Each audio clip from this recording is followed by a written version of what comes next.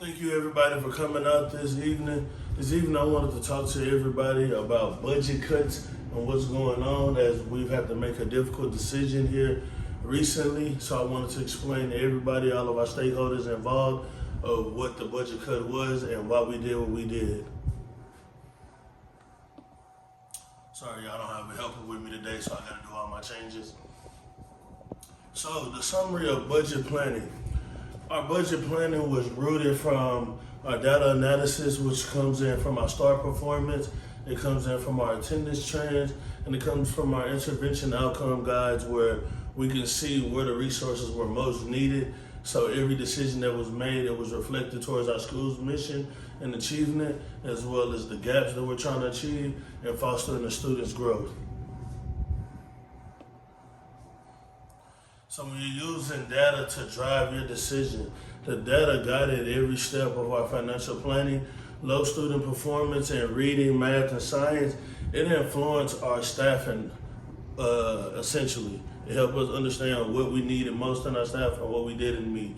Also, the input from our CIP, our teacher feedback, and our equity assessments test, it helped prioritize where the Title I funds could go and be most impactful. So we're talking about our staff and technology allocations, right? So personal costs make up the bulk of our expenses up here. So this slide right here is to show you about our staff focus on our core content area, early literacy and intervention. We also ensure that we met legal requirements for class size and certifications, because certifications is big, so make sure we get those if you don't have it already. So our budget cut overview. So if everybody will follow me over here, right here, we have the budget cut that we needed to get down. We had to get rid of $237,000 worth of spending that we didn't need. That way we can put that $237,000 in another location that would help us out. So with that being said, it made it smart to cut out 2 teacher positions. Well, our 2 teacher positions that we decided to cut, those will come from our computer classes. I'm sorry that we had to let those go, but those were our lowest use classes and those were elective classes, and it was taking up a lot. Us getting rid of that also made it to where we had to get rid of our computer pair for now, and then 2 other pairs, as well as our program monitor. So with us doing all of that, it got us right to where we needed to be. It put us back up $237,000, and now that can be put towards other resources to make it impactful in the school. So due to failed override, we had to make difficult decisions.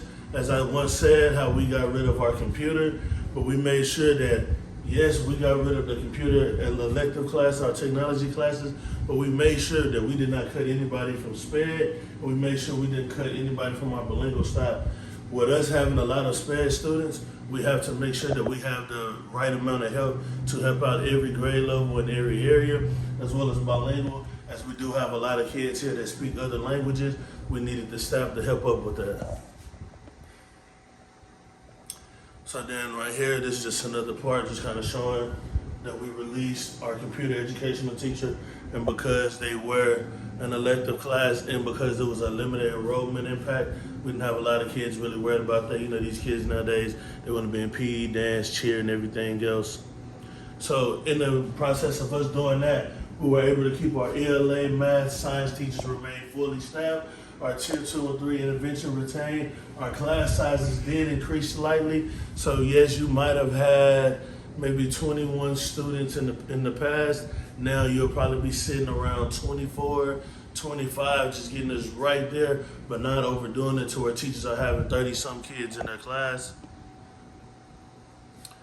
And our school vision emphasizes innovation and equity. Budget choices reflect that by maintaining teacher coaching, intervention staffs, and our SLE programs, we're committed to fostering a diverse and inclusive learning community. So then right here, we have shown that our priority is technology in a sense, but our technology is for in the classroom and not what they're doing in the other classes. So we could take out that computer class and we can add better Chromebooks and better programming on those Chromebooks for what the kids have to use in their day-to-day class and their core content areas, it kind of helps us out a little bit more than what it was doing with them being in that elective class, since everybody didn't sign up for that elective class. And we recognize change brings uncertainty, and that's why we're using open communication, regular staff meetings. We're having parent council updates to explain the decision and gather feedback. That's why we have PTA. And, we always let people come in and talk when you want to speak to anybody on the admin team. So it's always good to come up here and know what's going on.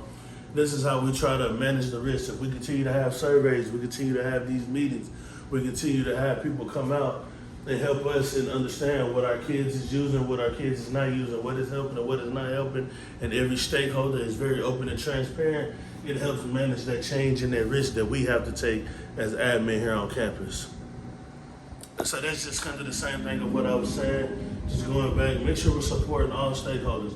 All stakeholders, that is just not me, that is not just my staff, but it's me, my staff, the students, the parents, the community, everybody that pours into the school, everybody that is the pride of Sunnyside and Help Out Woodson, you will all consider our stakeholders. So everything that you say, if you have any issues, anything you want to collaborate, this is how we do that.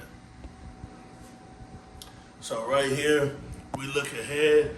What can we do to avoid these positions and being stuck to where we have to eliminate somebody?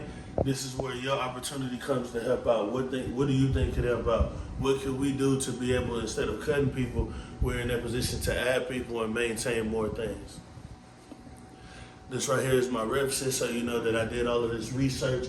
I don't want you to think that I was just up here talking, but I actually went in and I did the network. I used the research that I found on top of what's been going on at our school in the past few years to figure out where we need to be. If you have any questions, I will be off to the side at the end of this meeting. Feel free to come up or feel free to write it on the paper and drop it in the bucket at the front door. I appreciate everybody for coming out this evening.